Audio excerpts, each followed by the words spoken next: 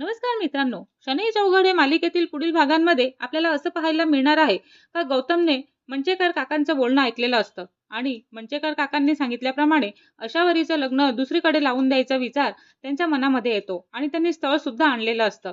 पण हे सगळं ऐकून गौतमच्या मनामध्ये शंकेची सूई घुसलेली आहे आणि ही सूई काढण्यासाठी तो इकडे तिकडे हातपाय मारत असतो. गौतमच्या वाढदिवसाच्या दिवशीच तेजस्विनीला त्याने मोठा इशारा देऊन टाकलेला असतो. अशावरीचं दुसरीकडे लग्न झालं तर मी आयुष्यभर अविवाहित राहीन, अशी त्याने अट घातलेली असते. गौतमने शर्वरीला जयच्या लग्नाबद्दल विचारूनही त्याला काहीच माहिती मिळालेली नसते. शर्वरीलाही जयच्या लग्नाबद्दल काहीच कल्पना नसल्याचं स्पष्ट होतं. पण त्यामुळे गौतमची चिंता कमी होण्याऐवजी आणखीनच वाढून जाते. त्याच्या मनामध्ये सतत एकच विचार सुरू असतो का जर तिचे लग्न अशावरीचं लग्न दुसरीकडे लावून दिलं तर त्याचं काय होईल आणि जयचं लग्न कधी होणार आणि तोपर्यंत माझं आणि अशावरीच्या लग्नाचं काय? कारण गौतमला भीती असते की त्याच्या अनुपस्थितीमध्ये किंवा त्याचं लग्न दुसरीकडे लावून दिलं तर घरच्यांकडून अशावरीसाठी दुसरं स्थळ पाहिलं जाऊ शकतं आणि नेमकं दुसऱ्याच दिवशी गौतमचा असतो वाढदिवस आणि घरामध्ये सगळेजण त्याच्या वाढदिवसाच्या तयारीत व्यस्त असतात आणि सगळ्यांच्या चेहऱ्यावरती आनंद असतो. पण गौतम मात्र आतूनच पूर्णपणे अस्वस्थ झालेला असतो.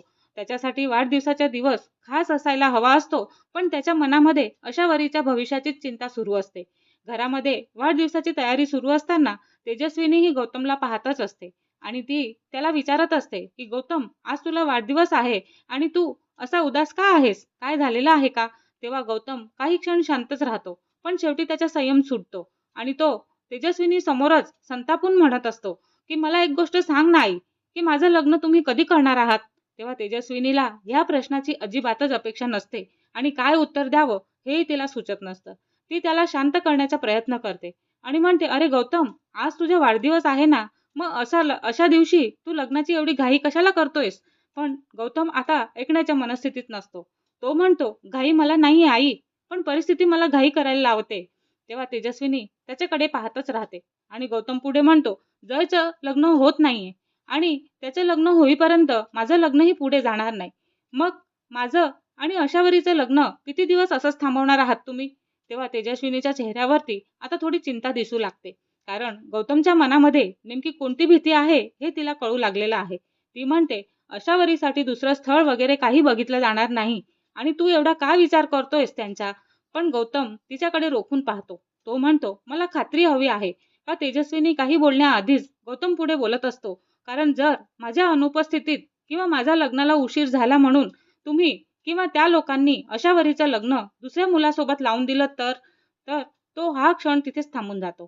तेजस्विनीच्या चेहऱ्यावरती तणाव वाढतो आणि मग गौतम ठामपणे म्हणत असतो, तर मी आयुष्यभर लग्न करणार नाही आई.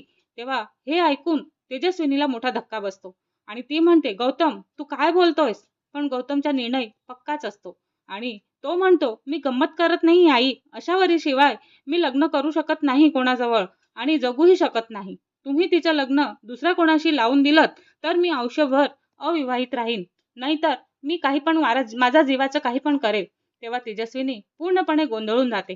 कारण आतापर्यंत तिला असं वाटत असतं की गौतम आणि अशावरीचं लग्न लांबवून किंवा त्याच्यामध्ये अडथळा निर्माण करून ती परिस्थिती आपल्या मनाप्रमाणे हाताळू शकते.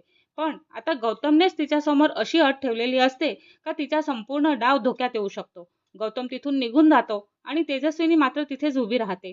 तिच्या मनामध्ये एकच विचार सुरू असतो की मीच गौतम आणि अशावरीला दूर करण्याचा प्रयत्न करते, पण माझी हीच चाल माझ्यावरती उलटी पडली तर?